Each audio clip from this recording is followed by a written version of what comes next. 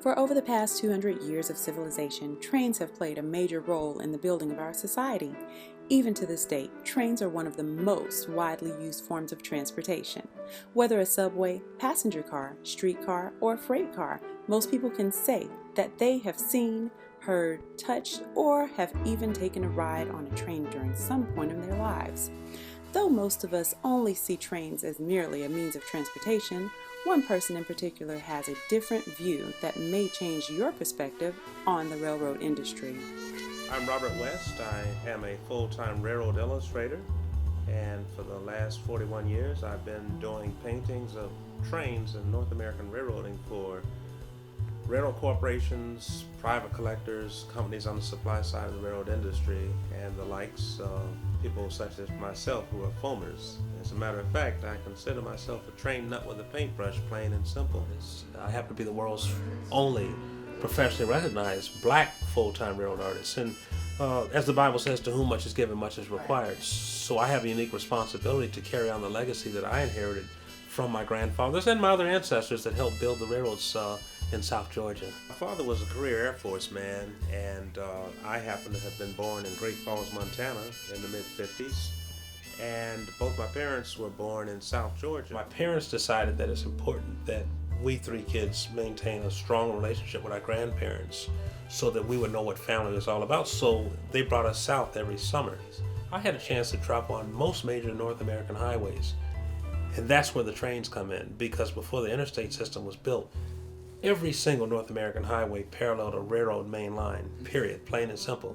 So I grew up as a child not knowing the technology, but learning how to read signals. I would need to see 2 or 3 blocks of signals to understand whether we're following a train or whether a train is coming. And my whole life I grew up, I've seen hundreds of thousands of trains my whole life. My mother's side of the family worked for the Atlantic Coastline Railroad, and my father's side of the family worked for the Pennsylvania Railroad. Whether you knew it or not, the Pullman porters were all black, all African Americans, and there were as many as 10,000 of them at one time. And they served mostly the first class traveling public, and both my grandfathers were Pullman porters. And that's the legacy that I inherited. Pullman porters had probably one of the hardest occupations within the railroad industry. They were typically on duty for 24 hours, all hours of the day, all hours of the night. Whenever a passenger called them, they were to be there ready to serve with a smile on their face. They often got as little as 3 hours of sleep, if any sleep at all. And unlike the passengers who were sleeping in berths and bunks, they often had to either make do with one of the couches here in the lounge inn, or some cars, if they were lucky, had a small Pullman's room or almost a leather bed or leather cot that they would have slept on. This train car that we're sitting on right now is the Washington Plug, which is a solarium lounge heavyweight passenger car that was in the employ of the Pullman company. Of course, George Pullman operated a vast fleet of passenger cars that were used on most major North American trains from the beginning of slavery all the way forward until the takeover of Amtrak. And you know, when I think of those trains, I think of faraway destinations and exotic places, and I really become emotional and get choked up because I think about my grandfather, who started out as a chair car attendant on the Atlantic Coastline Railroad and later became a Pullman porter. That is one reason why I decided to paint trains full-time for a living, to utilize my studio as a time machine to go back in time and recreate not only those events and things that I saw, but those things that I wish I could have seen but never did for whatever reason. I was either too young or whatever. My very first painting was of my grandfather's train, the Champion, going through the swamps of Okefenokee in South Georgia, parallel to US 1, that encompasses most of what I grew up doing, the icons of the highway and the billboard on the side, and then of course the train and the signal, the railroad signals. There's a railroad signal in every single painting I've ever done, believe it or not. So I have this thing about signals. Well, this gift that I have, man, was designed by God without question, because not every person has the experience that I had growing up in America with trains. Combine that with the fact that I have 2 grandparents that are Pullman porters, and combine that with the fact that I have a talent from God. I never really wanted to be an artist. If it wasn't for the trains, I wouldn't be an artist at all. You know, I always thought of artists as these weird people that use big words to describe what they do. And now all of a sudden I'm a weird person that uses big words to describe what I do. So I can't run away from it. So I've turned around and looked in the mirror and said, okay, about 3 years ago I said, let's do this. I'm an artist. Believe it or not, I've done 600 paintings in my 41-year career. And I know of probably 300 of them or so. As a matter of fact, I have produced 262 limited editions off of those original paintings, with about roughly 120 editions completely sold out. Ask me why I'm not a multi-100,000-aire.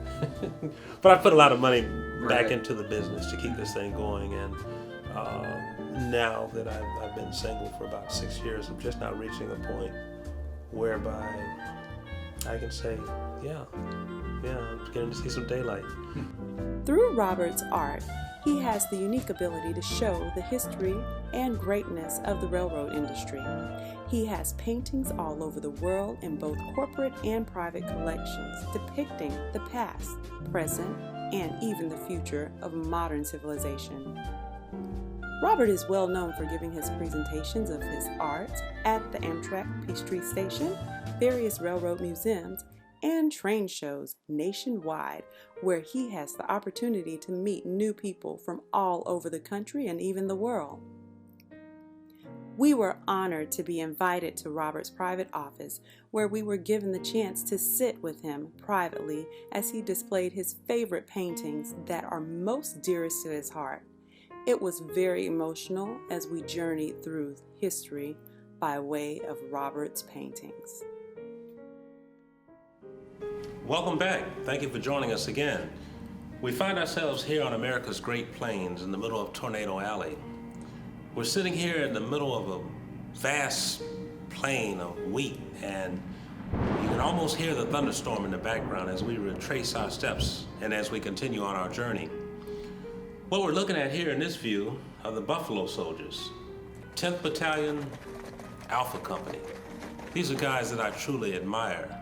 We talk about men that made the ultimate sacrifice to serve their country. We're standing here as America is pushing westward on our push for settlers and homesteaders, i.e. America's manifest destiny as its best. 10th Battalion Alpha Company was assigned, they were based in Fort Leavenworth, Kansas, and their job was to escort troop trains and trains carrying homesteaders west. As a matter of fact, this was at a point in time when the United States government was giving parcels of land to homeowners, and whomever was the first to get that particular parcel of land, well, that land was theirs. We talk about sovereignty and what have you. Well, the United States government admonished the settlers to, as much as possible, settle along the right-of-way of both the Kansas and Pacific, which is now the Union Pacific Railroad, as well as the old Santa Fe Railroad main lines, because they were regularly patrolled by the United States Cavalry, i.e. 10th Battalion, Alpha Company, Buffalo Soldiers. Little known fact, the Buffalo Soldiers were also, one of their job descriptions was to set up the telegraph poles and survey the area that the telephone poles were set up on along America's right-of-way. And not to forget the Overland Trail, which is now Interstate 40. The Overland Trail and the main line of the Union Pacific Railroad progressed westward from Omaha all the way west towards Salt Lake City, Utah.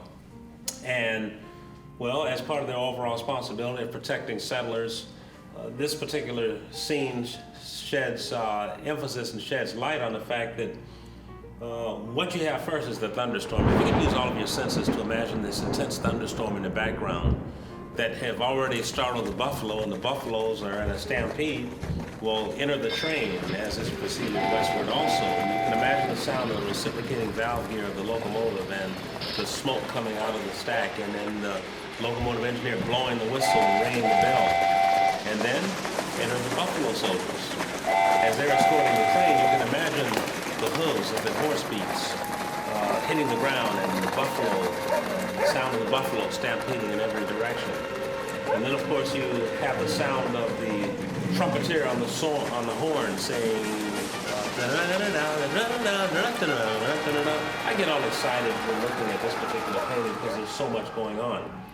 Well, it goes without saying that America's first black officer, his name was Lieutenant Flipper, and he graduated from West Point with high degrees, and that was not until 1872. Well, this scene is actually May the 11th, 1869, as we go back in our time machine, and as the Buffalo Soldiers are escorting and protecting the train, the captain here noticed that on the horizon he saw a plume of dust, and it was actually those Confederate renegade soldiers that raided the homesteaders about 2 weeks before. They had a wanted poster on them, and so the captain surveys the scene ahead of him and sees that, you know, that's probably those renegade soldiers that killed these poor homesteaders.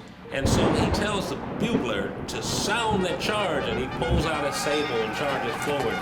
And so as the bugler sounds the charge, the tempo is increased as the Buffalo Soldiers push forward to chase after these renegade soldiers. And needless to say, there's a whole lot taking place in this city. So i.e. you have the Buffaloes, you have the train, you have the Buffalo Soldiers. The Cheyenne Nations was one of the larger of the Native Americans that were located along America's plains. And as you look closer, you see the Cheyenne Native chief saying in his native tongue, "Oh God, thank you so much." Because the train, he was in fear that the train would run over the rare white albino buffalo. Now, I strategically placed the white albino buffalo running amongst the herd of brown bison, or buffalo as we call them, because of the integration that was taking place in the U.S. cavalry, where you had white soldiers and black soldiers riding together for the very first time. And so, for that very reason as well, I have one of the buffalo riding along with the Buffalo Soldiers, because the Native Americans noticed the fierce loyalty and the fact that the Buffalo Soldiers, they fought like Native Americans. So the Native Americans had high reverence for the Buffalo Soldiers. And when they first saw them and saw the fact that their hair was curly, their exclamation was, you dark-skinned soldier, you like buffalo. You are fierce like buffalo, so we call you Buffalo Soldier. And so this particular painting is dedicated to all Buffalo Soldiers. Of course, there were two contingents of the Buffalo Soldiers. The contingent here based in Fort Leavenworth. You also had another contingent that initially was based in Louisiana, but as time went on, they relocated, the United States Cavalry relocated the Buffalo Soldiers to Texas, where they fought Geronimo and what have you.